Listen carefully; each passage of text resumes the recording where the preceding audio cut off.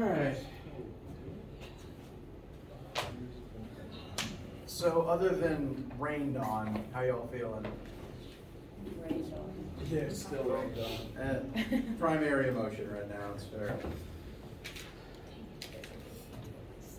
Hey, Mr. Hawkeye. Yeah. So for that quiz, that first question was kind of confusing me, because I went to that tutor session last night, me and Will Armstrong, we was doing it, and see, to kind of tell you before, I didn't know we had 5 attempts on that quiz, so I had purposely failed the question to get feedback. I did it too many times, so I only had like 1 or 2 attempts, and me and him kind of, so that's kind of where I'm at right now. Thank you for telling me. So, Achieve lets me set various parameters for how something is graded and due, and that's not supposed to be the grading setting for this quiz. So,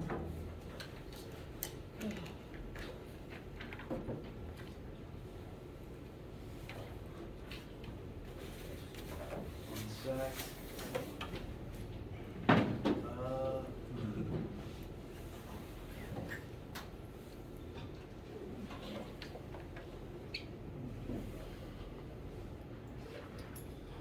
Well, I may have to fight Achieve on the settings there. I apologize for that.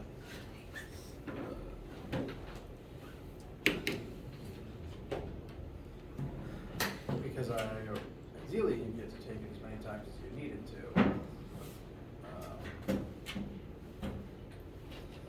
So I will try to tweak those while I'm on lunch today. Thank you for letting me know. Sorry about that. Seems like that is the default option for quizzes on the website. We can. Would you like to still talk about that question? Or Yeah, that first one, because it's asking for like the time it took. I'd have to look at it, but it's asking for the reaction time from the snake and the mongoose, if you recognize that problem. I remember. And, that was what was kind of stumping the both of us. We didn't really understand the process. Okay. Well, thank you for asking that. Yes, we can cover that today. I have a homework question. All right. Number 5, the rifle one. All right. So, yes, my main thing that I wanted to do today was address any questions you guys had from the Chapter 1 material and the homework and quiz. So let's get a list going.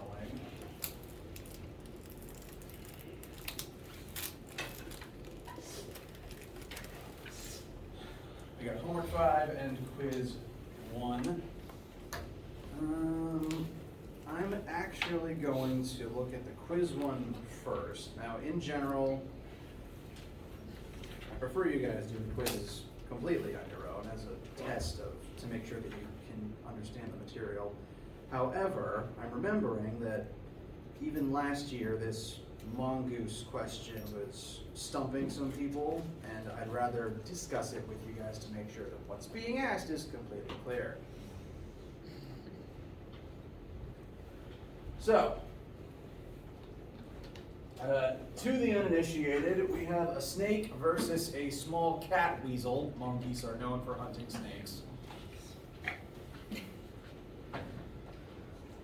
And everyone's numbers will be randomized, so you will still have to perform the math for yourself. I'll show what I'd recommend as the formulas to use and the logic that you should use, because that's translating what's being asked into formulas is tricky with this one, trickier than I always remember it being. And so, it's always helpful to draw a picture. So here we have a very poorly drawn snake and a very poorly drawn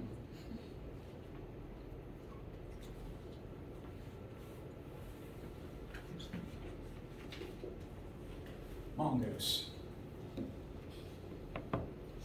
They are currently face to face, squaring off, and the snake does not want to be here because mongoose eat snakes.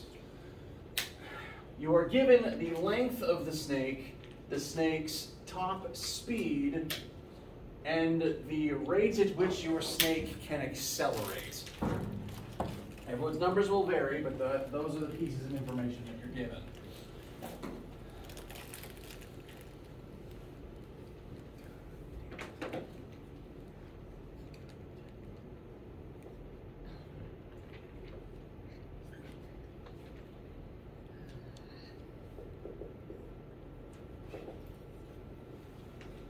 Now the length of the snake will be used in place of delta x for this question.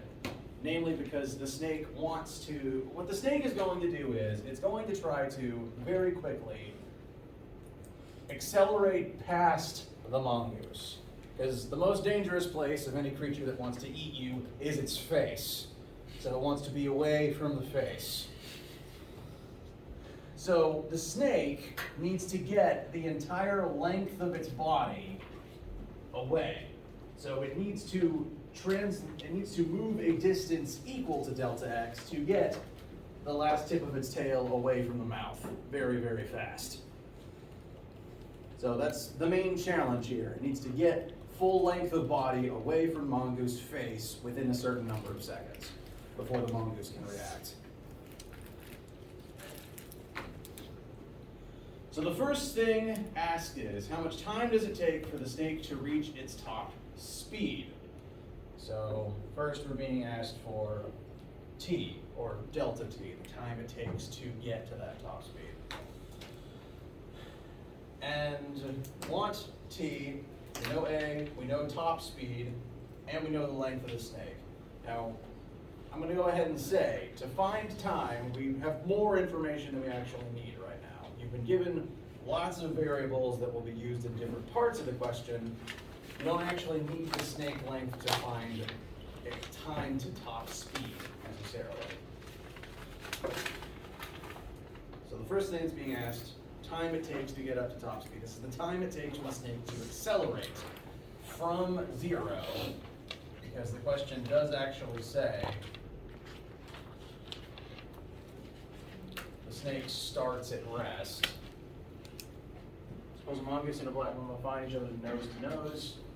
Yes, snake starts at rest. So its initial velocity is 0, and it's going to accelerate up to its top speed in a certain number of seconds. Formula to use here is the definition of acceleration itself, a equals delta v over delta t.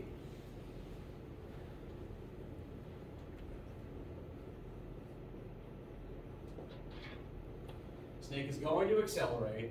It's going to go from 0 up to its top speed, so that will be the change in its velocity, and that process will take some number of seconds. Like when a car commercial advertises 0 to 60 in 3.5 seconds. So everyone's numbers will look somewhat different, but you would use this formula. You want to solve for t, which would look something like this.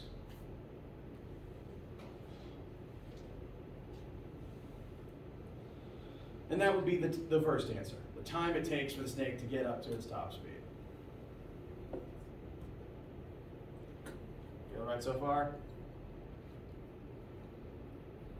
Okay. Now, the next question, how far does the snake travel during that amount of time? Because as we've discussed with, say, cars, as you hit the gas and begin accelerating, you move forward while that happens. You do move and displace through space while accelerating. So the snake will be lurching forward as it goes from 0 to top speed. So in this amount of time that you calculate, which again, the number will vary for everyone, but in this amount of time, it will move some distance forward. So some of the snake will, in this process, jump past the mongoose. And the question is just, how far does it move in this amount of time? What portion of the snake makes it clear of the mongoose during the acceleration process? So it's now asking for, you know what, I'm going to relabel this. It's good to be specific. I'm calling, bless you, the full length of the snake delta x max. Because by the end of this, the whole snake wants delta x to be the length of its whole body. What part 2 is asking is it wants to know a delta x midway through this process. Just the delta x for the time needed to accelerate up to top speed. Because as we go further into this question, we're going to find that it takes the snake a certain amount of time and distance to get up to top speed, but that is not enough time or distance to completely clear past the mongoose. It reaches top speed before it's clear of the mongoose. And the first thing we're being asked is, in the amount of time calculated here, how far does it get? What is the distance needed to accelerate? So, part first, part second. Since now we want to know the distance while acceleration is happening in a certain amount of time, I would now draw your attention to formula 3. Delta x equals velocity initial times time plus 1/2 times a t squared.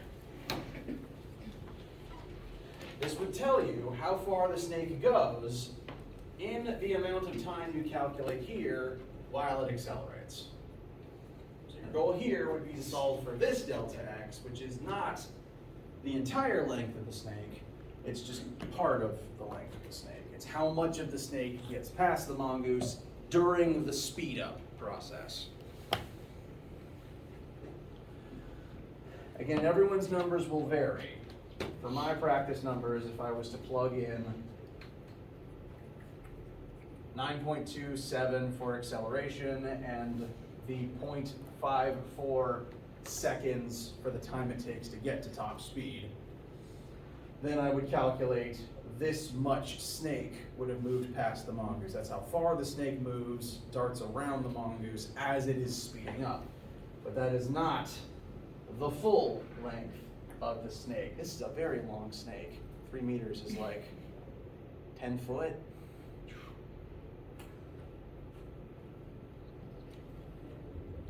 So only some of the snake got clear of the mongoose as it was speeding up. It's reached its top speed. It's now at top speed, but now it needs to keep moving at top speed to get the rest of its body past the mongoose.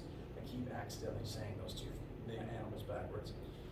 Needs to accelerate, not even accelerate, it needs to get the rest of its body at top speed around the mongoose's face.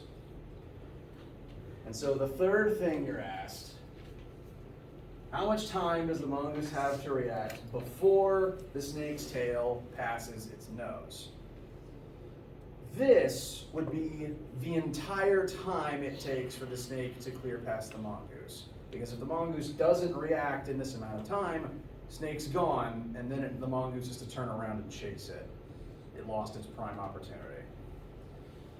And this time is partially this amount of time. This is the time it took for the snake to accelerate.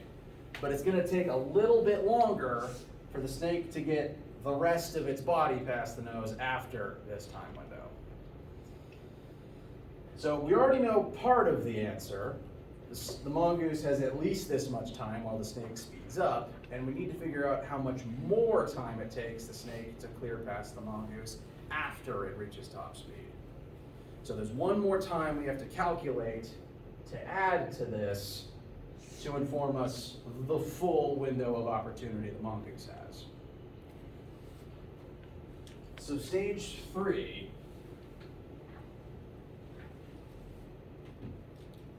I'm going to call this delta t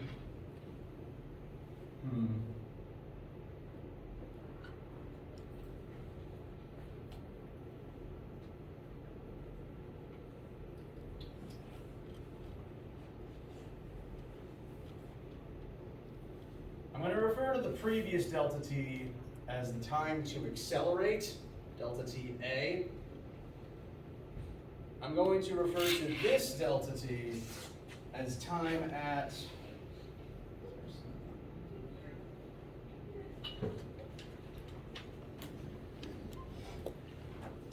constant velocity. This is the time after the snake reaches top speed that it additionally needs to get the rest of itself past the mongoose. So the time you found earlier is good, you still need it. This is now calculating an additional chunk of time, the additional number of seconds it takes to get the rest of itself past the snake after this much gets past the snake.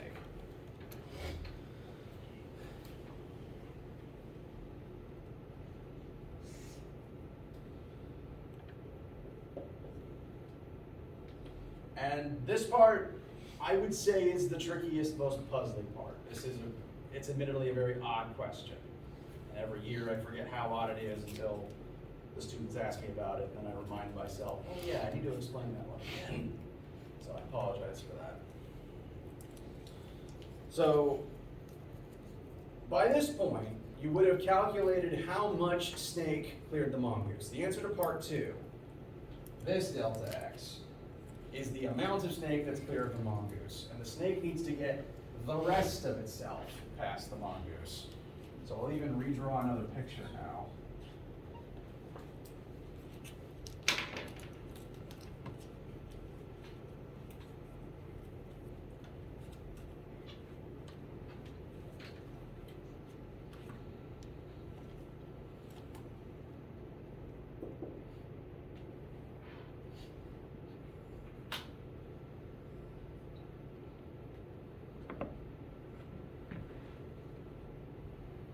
This is that first delta x, the answer to the second part. This is the distance the snake covers while it speeds up. This is the remaining amount of snake it still needs to clear, which would be the difference between your part 2 answer and the snake's whole length. So for these sample numbers, snake's 2.9 meters long, 1.35 meters of snake is clear, so the difference between that would be 1.55 meters of snake left to clear. And that is the distance that the snake needs to cover in this amount of time to completely clear the mongoose.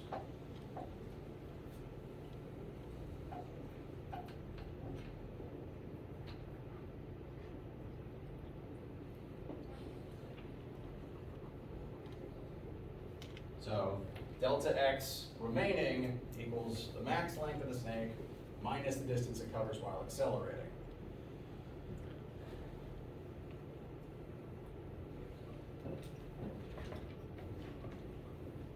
Your numbers will vary, but I will show the calcs with my sample numbers.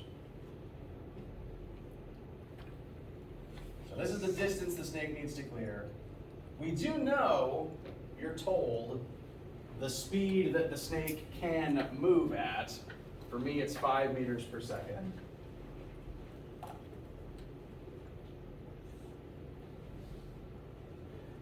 And so ultimately, this comes down to finding how many seconds it takes for this length of distance to be covered while the snake moves at its top speed. And the simplest way to discuss that is with formula number 1. Because at this point, the snake's done accelerating. We're now at constant top speed, which means this formula works as it's intended. This one doesn't work while accelerating, but now that the snake's not accelerating anymore, this formula now works as it's supposed to.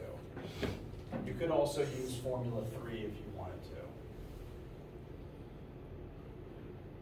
But with my numbers, top speed of 5 meters per second, snake needs to clear a certain amount of its remaining length. And this would tell you how much time it takes for it to get the rest of itself, the remaining 1.55 meters, past the mongoose, now that it's at top speed. Which I think should be about 0.3 seconds.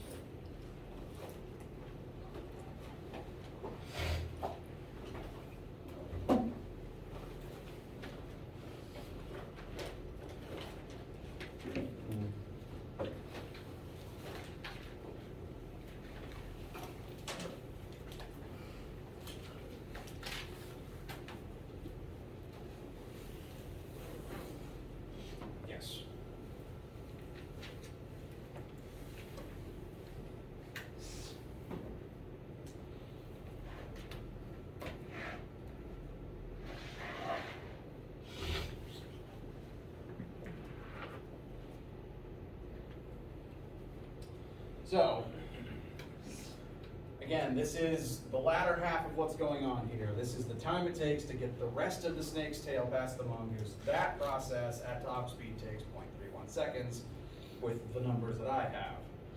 And notice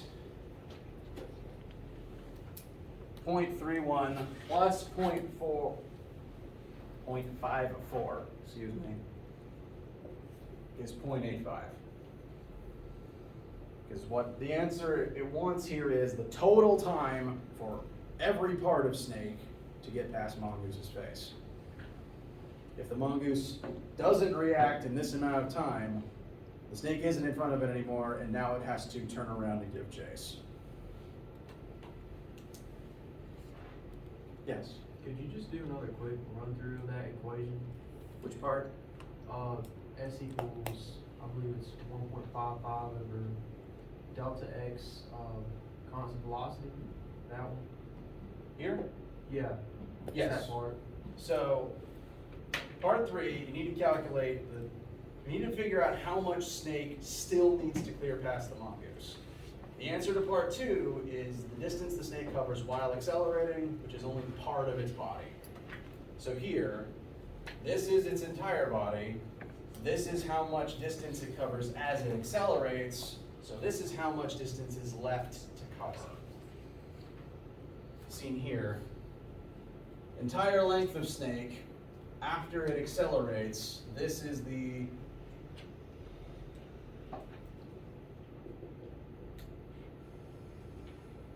distribution of snake that has cleared the mongoose versus snake that hasn't cleared the mongoose. So that's the distance it still needs to cover before the mongoose can react. And now that it's at top speed, it can do that, it can try to do that at the fully advertised top speed you're given in the original prompt. For me, that was 5 meters per second.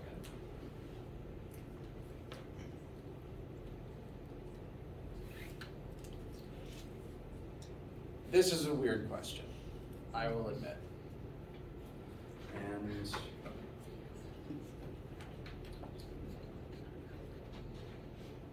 give me one sec.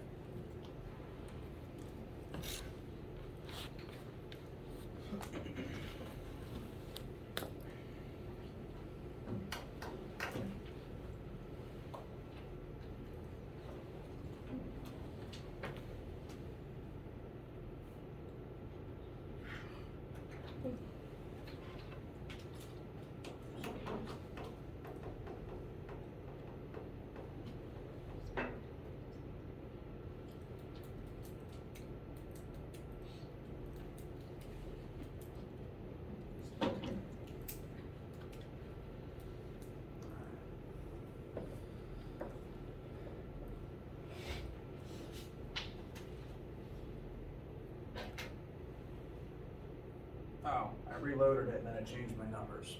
Delightful.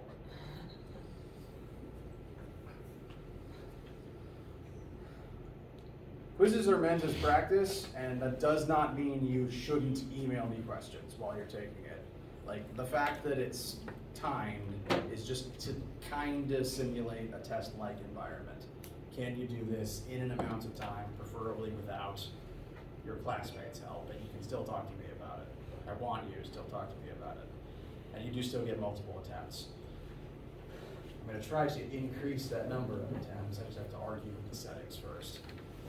Does that help right now, at least? Okay. That last part is the puzzliest one here. Of all the parts, that's the one it's okay if it takes a minute. Yes? Can you go over question 7 on the homework? Yes.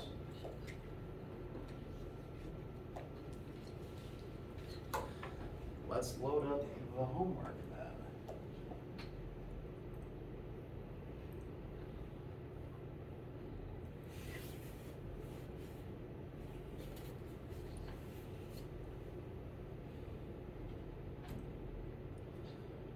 I've been asked about 5 and 7. I'm gonna do 7 first, actually, because I find that 5 is 2D motion, and so 7 is 1D motion. So we'll do the 1D one first and then the 2D one. but they still involve very similar formulas to what we were just talking about a second ago. Here, we have a big snowy field, you know the length of that field, and you are going to carry yourself a rocket-powered sled. I'd like to know where you guys got that, so that you can try to sled across this big open field. Whatever your sample numbers are, you are told the length of the field and the acceleration of the sled once you turn it on. I don't want to erase the obvious yet.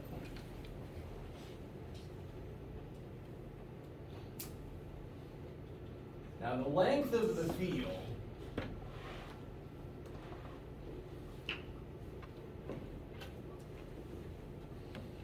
is ultimately going to represent the distance you're going to travel, because you're going to rocket across the entire field. So I'm going to write in the field length as delta x, and you're also given the acceleration that the sled will accelerate across said field. The first thing you're asked is how much time will it take the sled to rocket across the field, assuming the rocket is on the whole time. I'm going to add one detail actually. You're going to start at rest. When you put the sled on the ground and first get on it, it is initially stopped until you hit the gas and start rocketing across the field. So I'm going to go ahead and tell you additional assumption you can make. Initial velocity is 0. Bless you. Bless you. And you've been asked, how long does it take you to cover the field while accelerating at this rate? It says the rocket is on the whole time, which means you'll be accelerating the whole time. Bless you. So, consulting formula sheet. We've got delta x, a, v initial, we want t. Which formula will be most helpful for right now? Formula 1 would help, except it doesn't work when accelerating. And whenever Formula 1 doesn't work because you're accelerating, your best bet is to then go to Formula 3, because that covers displacement as acceleration happens. So good first thought. And then you use the asterisk written next to it to refer to 3 instead.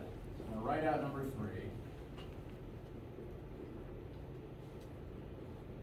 3. In this formula, the only thing we don't know is time. And conveniently, since v initial is 0, this whole term is going to go away and we can escape a quadratic once again. It's a recurring theme. The numbers that you need will be different, keep that in mind.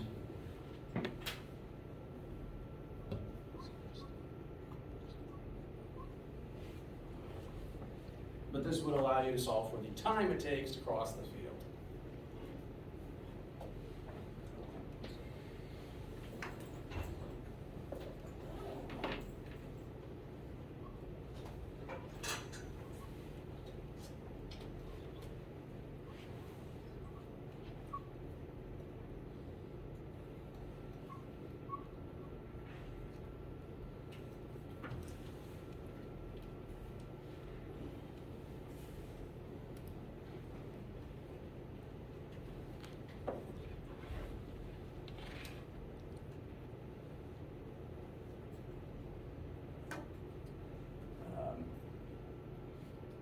Any issues with what I wrote for the algebra? I know sometimes I mentally skip a few steps.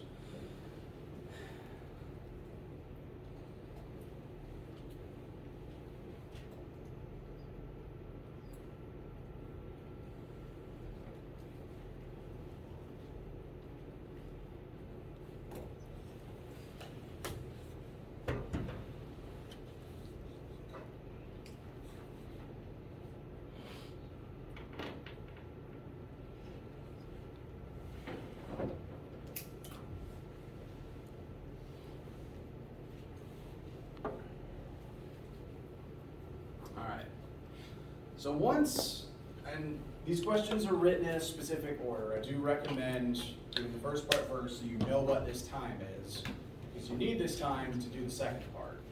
Second part asks, how fast will the sled be moving at the other side of the field?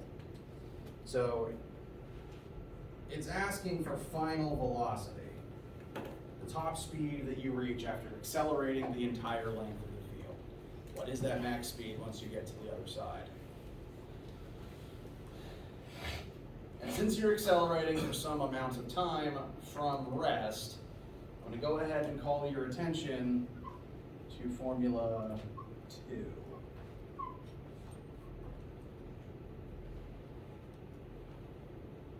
Formula 4 could also work. I feel this one's the simpler of the two, though. You're accelerating across the field, your speed is increasing from 0 to the desired final amount, and it takes a number of seconds calculated in part 1. And that will tell you the final speed you reach at the end of the field.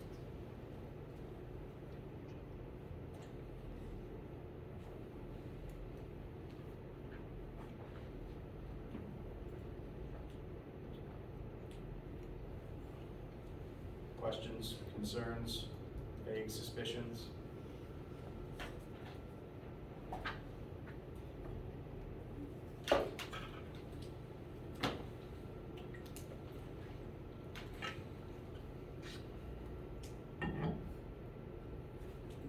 Yes. So is delta V, is that your, the acceleration rate? No, A is the acceleration. Okay. Now- What you're trying to find? You are basically finding delta V. I'm gonna point out something. Remind me what delta means in math. Changing? Changing, exactly. And that means that delta anything can be rewritten as final minus initial. Because to change something, it initially has to be one value, and then it has to turn into a different value. And the change is the difference between. So after changing it to this, VF would be the remaining unknown to solve for, and V initial just happens to be 0. So it kind of just fades away.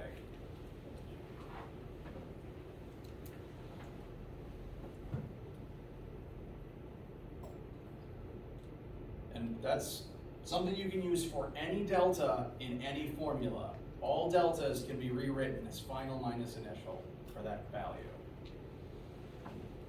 That's true for time as well. It's just usually the time we need is the time from start to finish, and that tends to be the whole value for time. But it works for time too if you need it.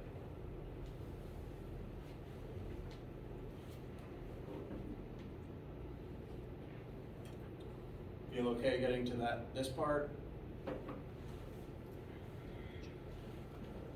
Okay.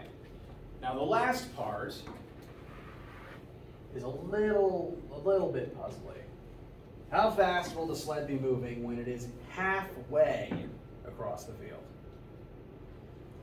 So that's changing what delta x would be. Because when you're halfway across the field, you only would have traveled half of this value. And that's going to affect up to what speed you could have accelerated by that point in time. Because if you're watching a video of this, you would see slow, less slow, getting faster, really fast by the end. Like a car speeding up.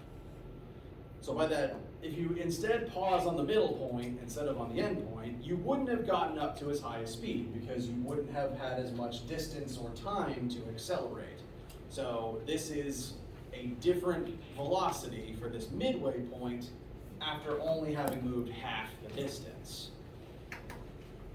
And so to find this last answer, I'd say there's really 2 approaches you can make.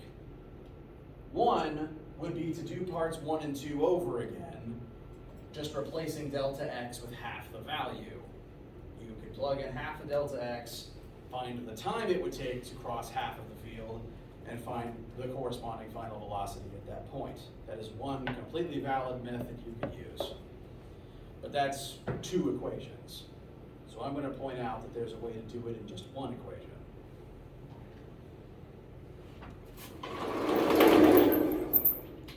The oft underutilized Formula 4.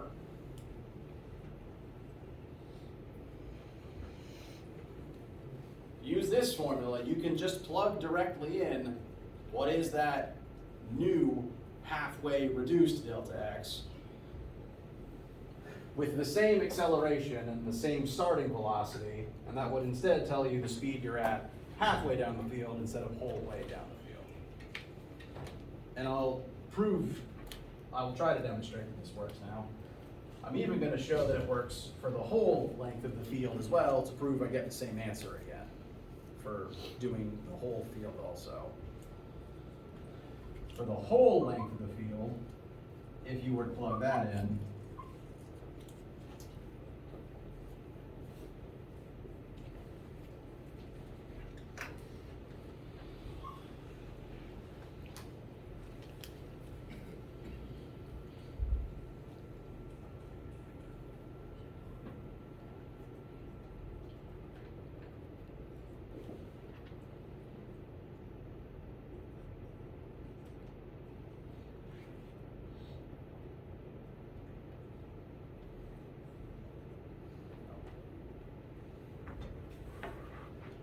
if you plug the whole field length into this, you'll get the same final speed as noted previously.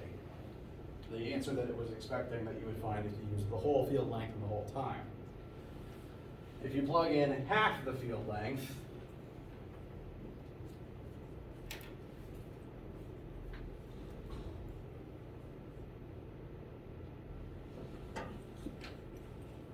being sure to take the half before doing anything else.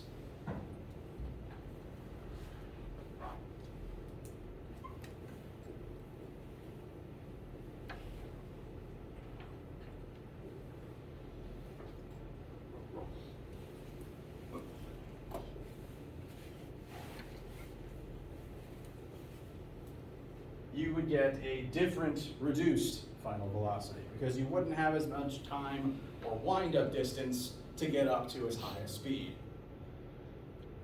It's worth pointing out that the velocity halfway across the field isn't half of the final speed.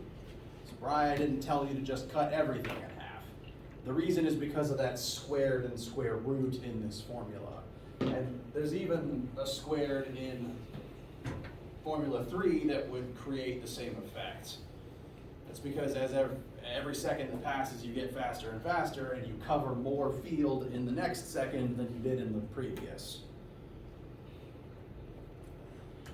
So it maybe only took 3/4 of the time to get across half of the field, and only 1/4 of the time to get across the last half, because at that point you're just going so fast.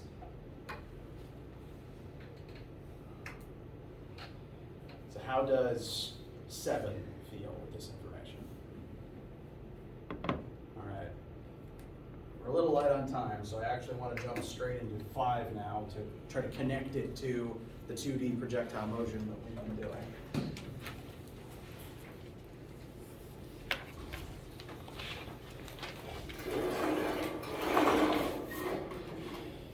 Now, this is projectile motion because bullets count as a launched object. They're not flying.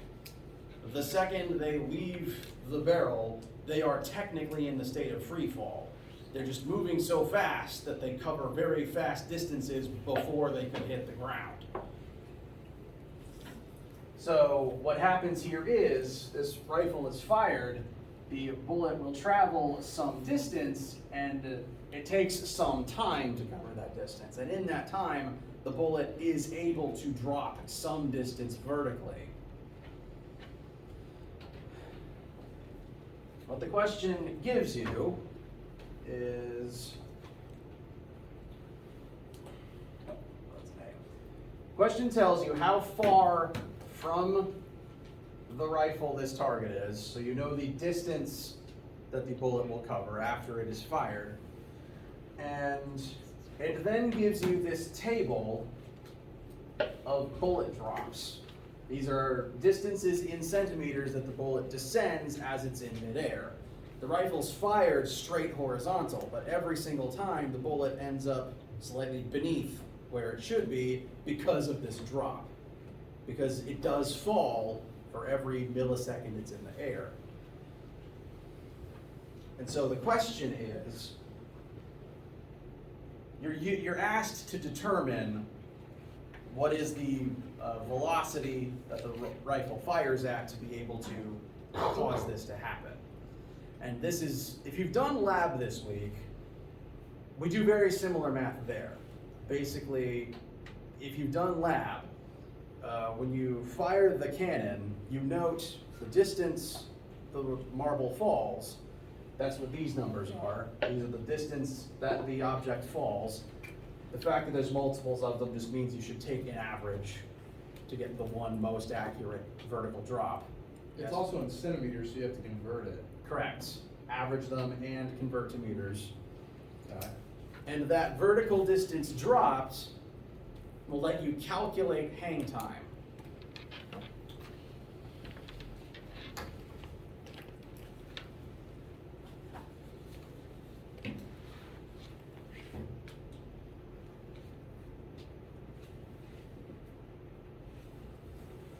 What makes this two-dimensional math is you need to keep separate the x variables from the y variables. So in the y-axis, the bullet will drop some amount. This delta y for drop would be the average of these numbers and converted into meters. So I would say, just eyeballing this, the average would probably be about 6.5 centimeters, bless you, which would convert to 0.065 meters. And that would be the number I plug in here. Oops. Gesundheit again, whoever most recently sneezed.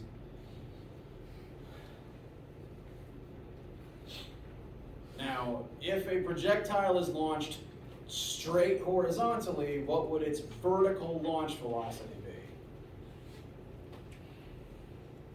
If I throw something, say it again? 0. 0, very good. If I chuck something sideways, it isn't moving up or down to start with. It only starts falling down after it leaves my hand and starts falling. Same as if I just dropped it. So if you're launching sideways, that's technically, as far as gravity is concerned, launching sideways is the same as just dropping from rest. And since the rifle only fires, come on, sideways, its initial velocity is only in the x-axis, that has no effect on the vertical axis. So vertically speaking, launch starting velocity is 0, and what causes it to cover this distance is descending because of gravity. It would cover the same distance vertically in the same amount of time, even if it had been dropped from rest. And this would give you the number of seconds it takes for the bullet to drop that distance, to drop this distance, the average from that table in there. It would be, just go ahead and give you an idea, it's a very small number. It would be a very small amount of time to fall this far, because the projectile is moving very fast. It doesn't have very long to fall before it hits the target. Whatever this very teeny tiny time is, the projectile covers this distance in that amount of time. Therefore,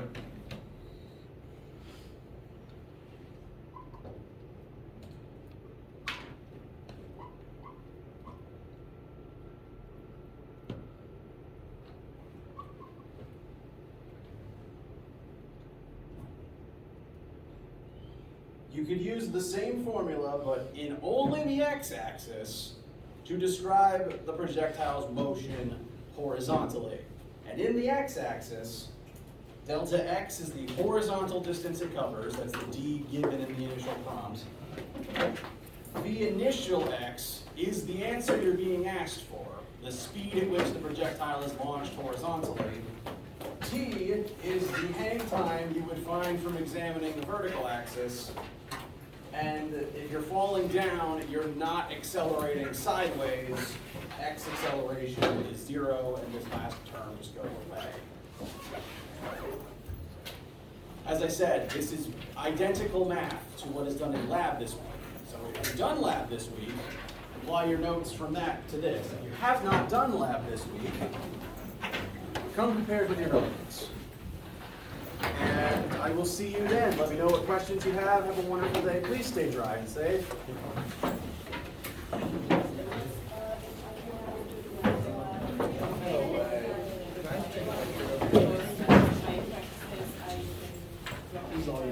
Okay.